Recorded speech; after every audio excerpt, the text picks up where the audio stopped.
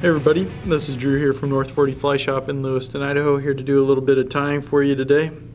Today we are going to be tying a fly that is called the butt monkey. That guy right there.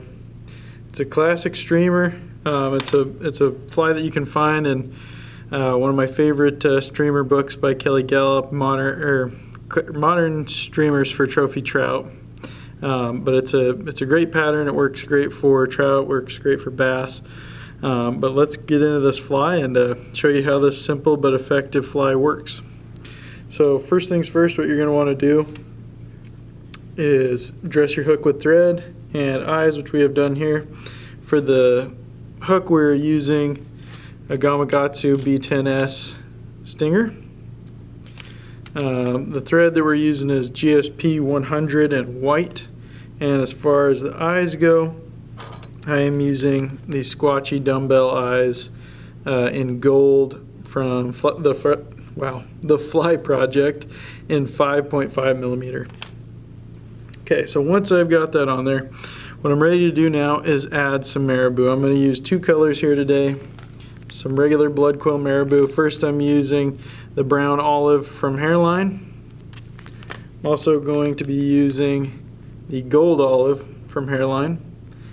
And what I'm going to do is grab one feather from each of those colors, obviously, and I just want the absolute tips of these feathers. So I'm going to come in, grab my whole plume, and from it I'm just going to select the absolute tip. Once I've got that tip, I can measure it out on my shank.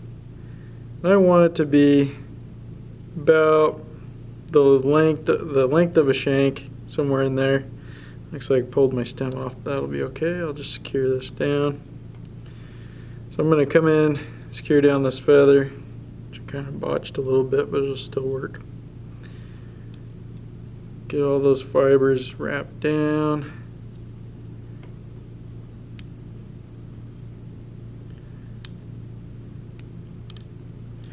Now that I've got that feather out, I'm just going to come in and do the same without pulling the feather all the way apart like I did on the first one. And I'm just grabbing those tips again. That's all I'm interested in here. There's a joke in there somewhere, I think. And I just want it to be roughly that same length. Just gonna wet my fingers and double that over that. Just gives it a layered look, a couple different colors. Looks pretty cool. Not totally necessary. I mean, you could just do this same color all the way through, but it's not any additional work for us to put in those two colors. I just think it looks cool more than anything. Pick out some of those loose ones that I didn't grab. I'm going to come in and clip out my stem.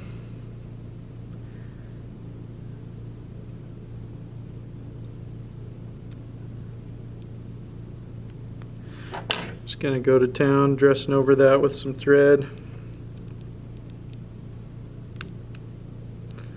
And our tie-in point, as you can hear by me clipping the thread against that hook point, is just slightly behind the hook point. I'm going to be careful here not to put on too much because I don't want to build up too much bulk. And I want us to have a relatively consistent body throughout the fly. So the next material that we're going to come in and add is also from Hairline. It is the Crystal Flash Chenille in brown. Grab a chunk here.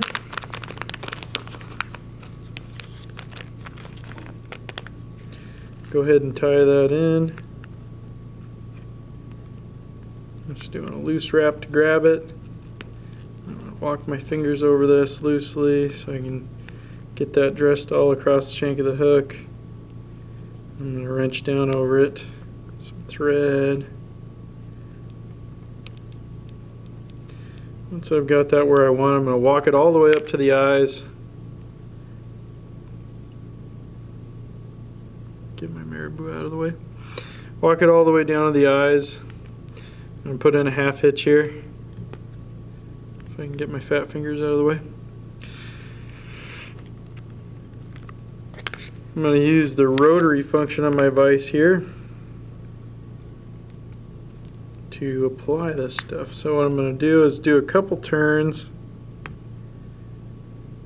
about 4 or 5. Oop, knock that off. And then I just want to pull on this chenille. You can see it kind of secure into that hook shank, and you can see how hard I'm pulling on that. I just want to ensure that I get that nice and tight on the body. I don't want it to go anywhere. Oh, see, a little bit too much.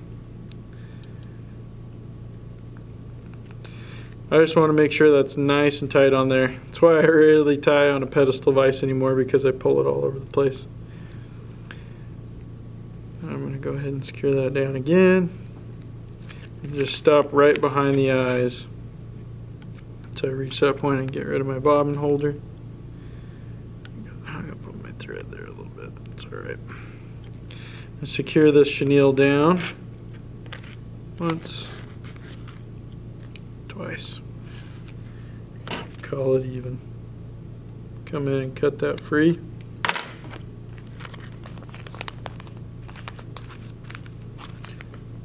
Now that we've got that in, what we'll do is come in and add a throat or gills, whatever you want to call it. And to do that, I'm just using some red crystal flash from Hairline. Pearl red, I guess what the official name of it is. Bit of consistency there. I'm just going to grab about 4 strands of that crystal flash. I'm going to double that over on my tying thread. Flip my vise over here to make life a little easier. And I'm just simply going to spread this out to the best of my ability.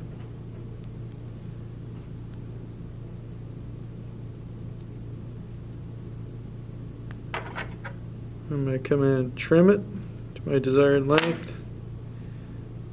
Tie in another clump of it.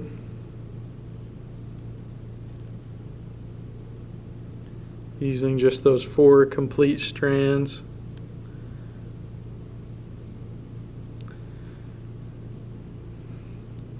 And again, I'm just going to fan that out. You can come in and just press in with your thumbnail. Being careful not to poke yourself on your hook point.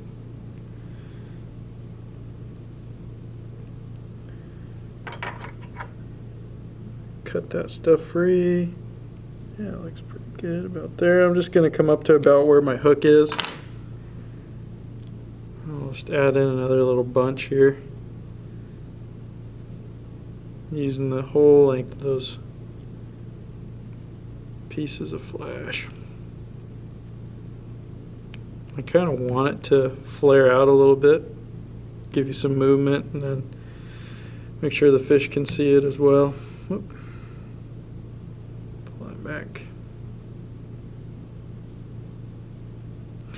I kind of like that flared look on mine. You don't have to do that. You can just you could come in and trim that out, but I kind of like the way that looks. Now what we're going to do is add in our rabbit strip. I've cut mine to length already, and I've come in, cut in my little swimming V in our tail, and I've already stripped away the loose fibers on the top of our rabbit strip here. I'm going to go ahead and secure it down and get my fibers out of the way, my fingers out of the way.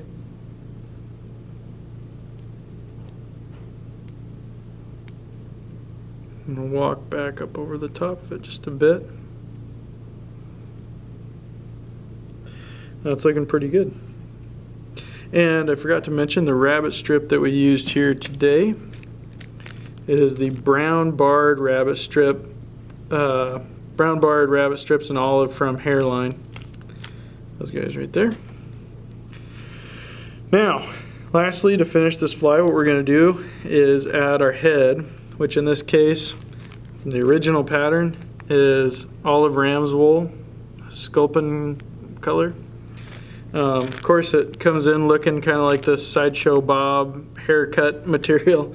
What you want to do is get a comb, come through, grab some clumps, and just comb it out so you get something like that.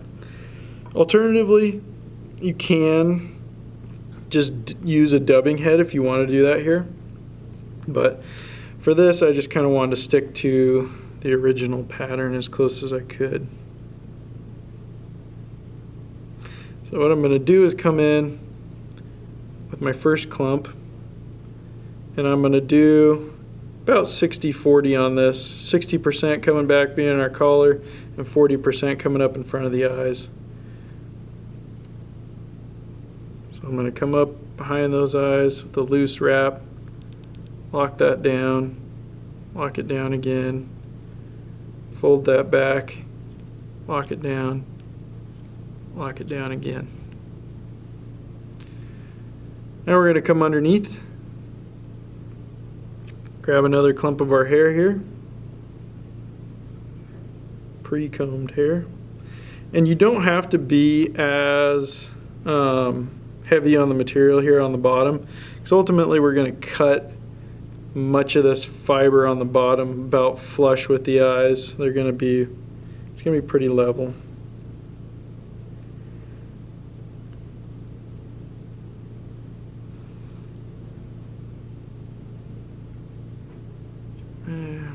Go with a little bit lesser of a clump here. So I'm just going to do about 50-50 on this.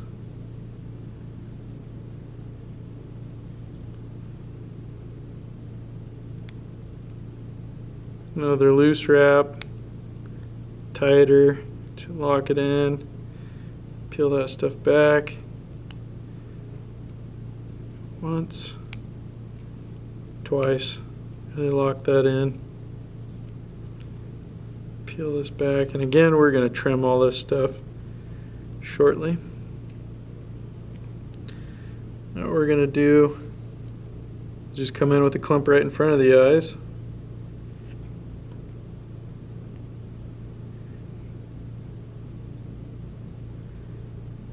Just going to set it on there about 50-50 on this one again.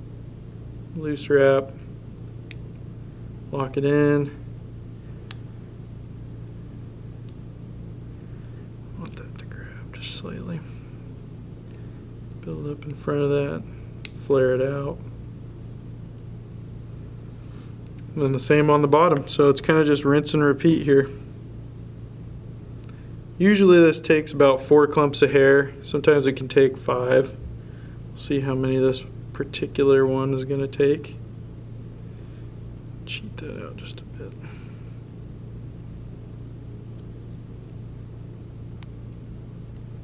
If that wool wants to move on, you just reposition it.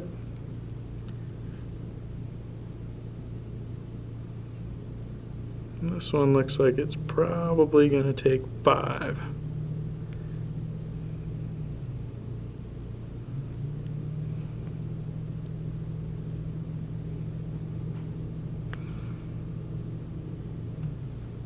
And you can obviously use a smaller clump here, covering a smaller area.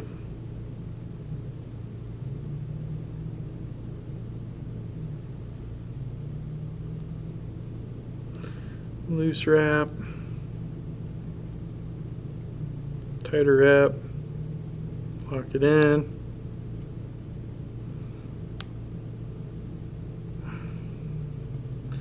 I'm just going to walk that back just a little bit so it flares out.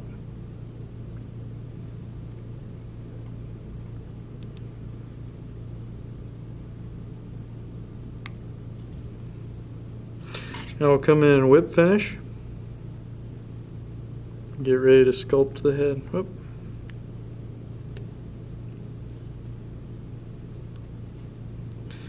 Get that wool out of our way.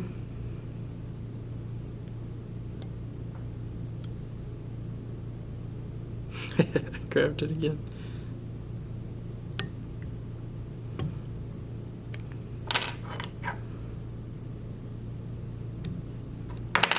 Cool. So now we get to do the fun part, which is sculpting the head. So go ahead and grab all that fiber. I'm going to stand it up. The first thing I'm going to do is come in and make a vertical cut right here. Square everything off in the front, both the top and the bottom. Then on the bottom I'll come in, start to taper this down.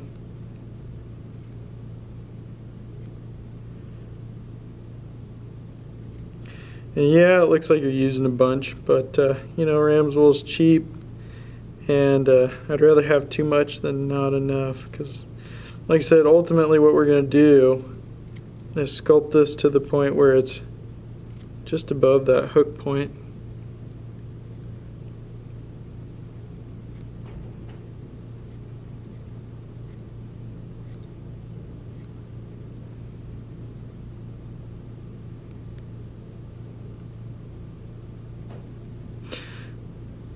On the top, I don't want to take as much off. I want to leave a pretty big collar.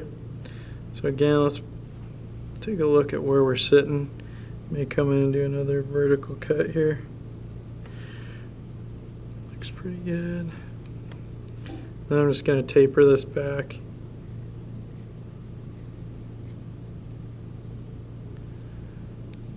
Of course, comb this out if you like.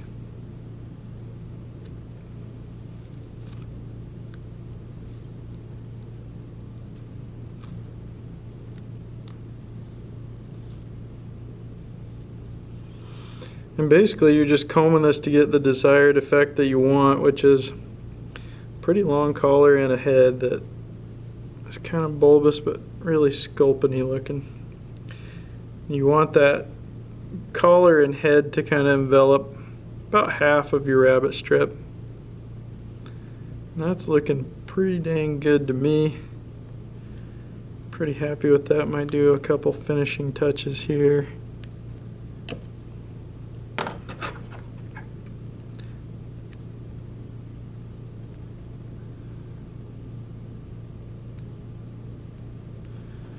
And that is the butt monkey all done. You can tie this in a number of different colors.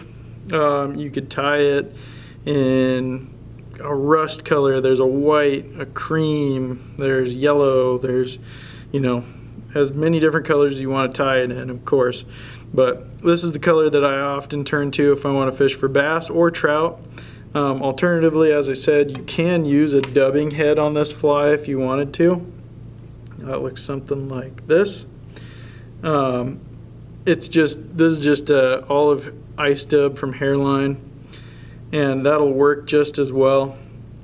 But ultimately, I just wanted to show you guys kind of what that original pattern looked like, and it's with that ram's wool, and you know, it's, like I said, a great pattern for multiple species. It works throughout the year. And it's pretty easy and fun to tie, and it makes you work with stuff like I don't typically work with ram's wool, so kind of fun to use it and kind of fun to get out of the box and do something a little different. Hope you liked this video. For anything else, be sure to check us out on our website, give us a call at the shop. You can of course check us out on our social media channels, and thanks for watching.